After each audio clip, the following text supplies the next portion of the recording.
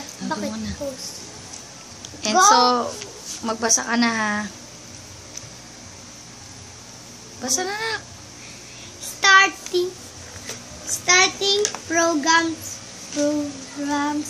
using the start button and icons on the desktop. Using the start button, if you want to start a program on your computer, just simply click the mouse on the start button. Then select the program that you want. Using the icons on the desktop, there are some programs that you can